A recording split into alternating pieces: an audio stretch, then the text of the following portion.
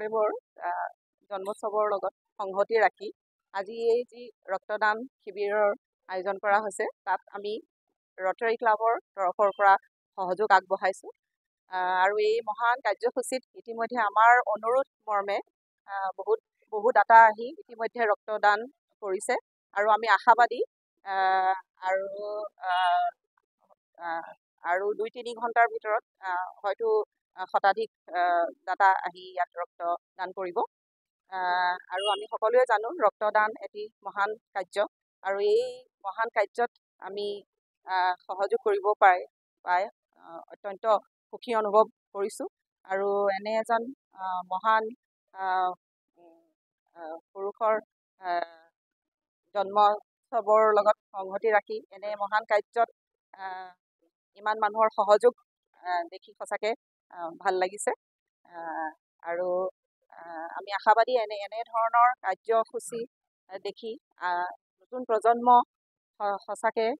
তেওঁলোকেও অনুপ্ৰাণিত হ'ব আৰু এনেধৰণৰ কাৰ্যসূচী আগন্তুক দিনত তেওঁলোকেও নিজৰ পিনৰ পৰা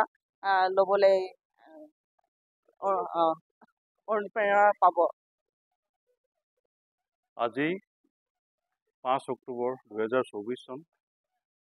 আৰু আমাৰ 2 নম্বৰ বৰবিল সাৰ্বজনীন নামঘৰত 5 দিনীয়া অনুষ্ঠানেৰে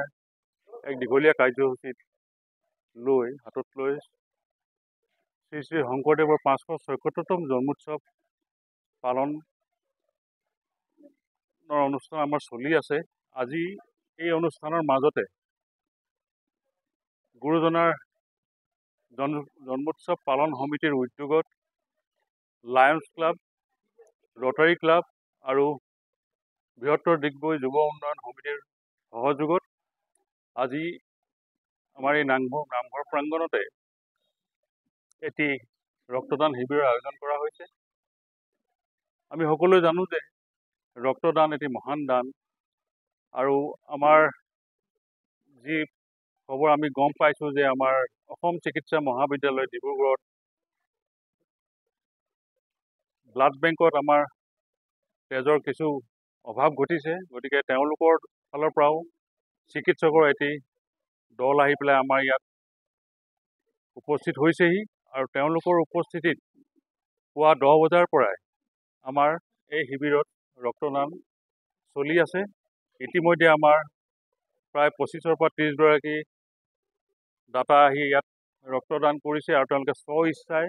আহি পেলাই এই মহান ৰক্তদান কাৰ্যসূচীত অন্তৰ্ভুক্ত হৈছে আৰু আমি আশা কৰিছোঁ এই মহান ৰক্তদান কাৰ্যসূচীয়ে আগন্তুক দিনত বহু ৰোগীৰ অভাৱ পূৰণ কৰিব আৰু এই অনুষ্ঠানতো আমি আৰু বহুতৰ আগমন আমি আশা কৰি আছোঁ। আমি আশা কৰোঁ বিয়লি ভাগলৈকে এই মহান কাৰ্যসূচীত শতাধিক লোকে আহি যোগদান কৰি ইয়াত ৰক্তদান কৰিবই বুলি আমি আশা কৰিছোঁ।